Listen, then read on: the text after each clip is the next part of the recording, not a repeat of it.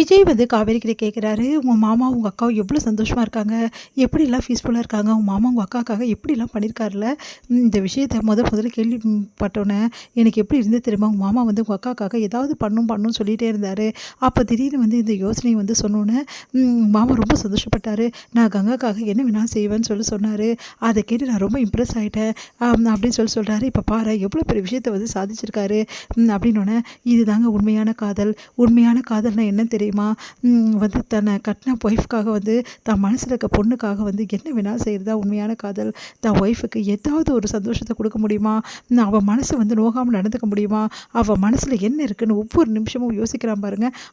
அவன் தான் உண்மையான கடமை. ஆனா ஒரு சிலர் அப்படி இருக்காங்களா?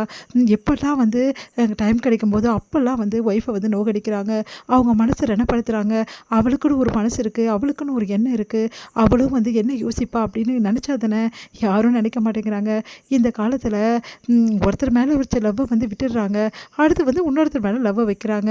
கேட்டா இந்த லவ் உயர்ந்ததில்ல, அந்த லவ் தான் உயர்ந்ததுன்னு வேற சொல்றாங்க. என்ன பண்றது? நாட்ல இப்படிலாம் இருக்காங்க நெறைய பேரு. அந்த அந்த மாரி ஆளுங்க முன்னாடி என் மாமா உண்மையிலேயே வந்து கிரேட்டு. என் மாமா மாரி ஒரு ஆள் கிடைக்க என் அக்கா குடுத்து வச்சிருக்கணும். அப்படின்னு சொல்லிட்டு புகழ்றாங்க. அதெல்லாம் கேட்டு மனசு கஷ்டப்படுறாரு. நம்ம வந்து விஜய், காவேரி என்ன சொல்ல வரா? நான் வந்து அப்படி இல்லன்னு சொல்ல வராளா? அப்படின்னு சொல்லிட்டு அப்படியே பார்க்குறாரு. "காவேரி நீ என்ன சொல்ற?" அப்படின்னோனே, இல்லைங்க நான் சாதாரணமா பொதுவா தான் சொன்னேன். நான் யாரையும் ப்ளேம் பண்ணி சொல்லலைங்க." அப்படின்னோனே, "இல்ல காவேரி நீ என்ன தான் சொன்ன?" அப்படின்றாரு. "இங்க பாருங்க, நீங்க அப்படி நினச்சிக்கினா அதுக்கு நான் பொறுப்பு இல்ல. என்ன பொறுத்தவரைக்கும் ஒவ்வொரு புருஷனும் குடுக்க வேண்டிய அன்பு என்ன தெரியுமா? நம்பிக்கை. நம்பிக்கை ஒரு நெறைய குடுக்கணும்.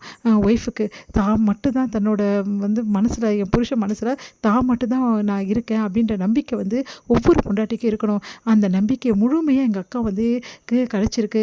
உண்மையிலேயே எங்க அக்கா லக்கி. அவளுக்கு வந்து உண்மையான அன்பு கிடைச்சிருக்கு. அவளோட புருஷன் மனசுல அவ மட்டும் தான் இருக்கா. இதுதாங்க ஒரு பொண்ணுக்கு சந்தோஷம். அவங்கவங்க புருஷன் மனசுல அவ மட்டும் தான் இருக்கணும் அப்படின்னு தான் எல்லா பொண்ணும் நினைப்பாங்க. எல்லா பொண்ணுக்குமே இதாங்க ஆசை. ஆனா அது கிடைக்கிறது கடவுளோட வரம். அது யாருக்கும் கிடைக்காதுங்க. நெறைய பேருக்கு அந்த பாக்கியம் கிடைக்கிறது. எடுத்துக்கங்க. எனக்கும் அந்த பாக்கியம் இல்ல அப்படின்னோன அப்படியே வந்து அதிர்ச்சியா பார்க்குறாரு காவேரியே. அவங்க வந்து மனசு அப்படியே கலங்கி சொல்றத பார்த்துட்டு விஜய் வந்து ஒரு நிமிஷம் வந்து தன்னையே வந்து மறந்துடுறாரு. காவேரி அப்படின்னு சொல்லிட்டு கையை பிடிக்க வராரு. உடனே காவேரி நகர்ந்து போயிடுறாங்க. சரி விடுங்க இதெல்லாம் பற்றி எதுக்கு பேசணும்? அதெல்லாம் வந்து முடிஞ்சு போன கதை. அதை பற்றி பேசி என்ன பிரயோஜனம்? நீங்கள் வந்து இதுதான் முடிவுன்னு சொல்லிட்டு முடிவு பண்ணிட்டீங்க. இதுக்கப்புறம் நான் சொல்கிறதுக்கு என்னங்க இருக்குது அப்படின்னு சொல்லிட்டு போகிறாங்க. அதெல்லாம் கேட்டு வந்து தாங்கிக்கவே முடியல நம்ம விஜயால். விஜய் வந்து அப்படியே வந்து கண்ணீரில் வந்து அப்படியே கண்ணுலேருந்து தனியாக கொட்டுது. அவருக்கு தாங்க முடியாமல் அப்படியே உட்காந்துருக்காரு.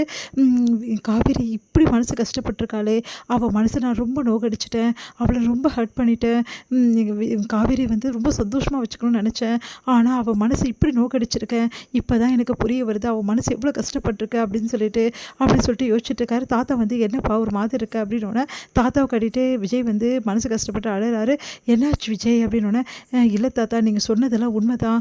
காவேரி வந்து மனசு ரொம்ப கஷ்டப்பட்டுருக்கா. அவள் வந்து சாதாரணமாக எல்லாத்தையும் எடுத்துக்கிட்டா அப்படின்னு சொல்லிட்டு நான் நினச்சிட்ருக்கேன். அவள் வந்து அப்படிலாம் யோசிக்க மாட்டா. என்னை பற்றி முழுமையாக புரிஞ்சுக்கிட்டான்னு நினச்சிட்ருக்கேன். ஆனால் என்னதான் அவள் என்னை பற்றி புரிஞ்சுக்கினாலும் அவள் வந்து நினச்சிட்ருக்கா நான் அவளுக்கு இம்பார்ட்டன்ஸ் கொடுக்கறதில்ல. வெள்ளாக்கு தான் இம்பார்ட்டன்ஸ் கொடுக்குறேன்னு நினச்சிட்ருக்கா. அதனால தான் காவேரி இந்த மாதிரிலாம் பேசுகிறா அப்படின்னு நான் அதான் சொன்னேனே விஜய், உன்கிட்ட பொண்ணுங்க பொறுத்த வரைக்கும் பொண்ணுங்கன்னு கிடையாதுப்பா. எந்த ஒய்ஃபும் சரி எந்த பொண்ணுமே சரி தன்னோட புருஷன் தான் மனசில் தான் மட்டும் தான் இருக்கணும்னு தான் நினைப்பாங்க. அது எல்லா பொண்ணுங்களோட நேச்சர் தான். அதையே தான் காவேரியும் விரும்புகிறா. நீ வெளியில வந்து கேர் பண்ணுறது அவருக்கு பிரச்சனை கிடையாது. ஆனால் அவள் மனசில் வந்து என்ன இருக்குன்னா, உன் மனசு ஃபுல்லாக வந்து அவள் தான் இருக்காளான்ற சந்தேகம் அவளுக்கு வந்துடுச்சுப்பா. அந்த சந்தேகத்தை வளர விட்டேன்னா உனக்கு காவேரிக்கும் இடைவெளி அதிகமாகிடும் விஜய். அதனால் அதை வளர விடாதப்பா. கூடிய சீக்கிரம் அதை வளர விடாமல் வந்து கட் பண்ணிவிடு. இதுக்கப்புறம் வந்து காவேரி கிட்ட வந்து மனசு திறந்து பேசு. அவளுக்கு உன்னோட அன்பையும் காதலையும் புரிய வை விஜய் அப்படின்னு சொல்கிறாரு. நீங்கள் சொல்கிறதெல்லாம் உண்மைதான் தாத்தா. நான் கண்டிப்பாக இதை செய்வேன். கூடிய சீக்கிரம் காவேரி கிட்ட எல்லாத்தையும் நான் சொல்ல போகிறேன். என் மனசில் இருக்கிறது எல்லாத்தையும் சொல்ல போகிறேன். அவள் தான் எனக்கு முக்கியம். அவள் தான் என் வாழ்க்கை. அப்புறம் தான் எல்லாமேன்னு சொல்லிட்டு நான் சொல்ல போகிறேன் தாத்தா அப்படின்றாரு. ரொம்ப நல்லா முடிவெடுக்கிற விஜய், கூடிய சீக்கிரம் சொல்லு. இல்லை தாத்தா இப்போ ஃபங்க்ஷனுக்கு நாங்கள் போகிறோம் இல்லையா, குமரனோட அந்த ப்ரோக்ராம் இருக்கு இல்லையா, அதுக்கு போயிட்டு வரும்போது நானும் காவேரி தனியாக தான் வருவோம். அப்போ என் மனசு எல்லாத்தையும் சொல்ல போகிறேன் தாத்தா அப்படின்றாரு. சூப்பர்ப்பா அப்படின்னு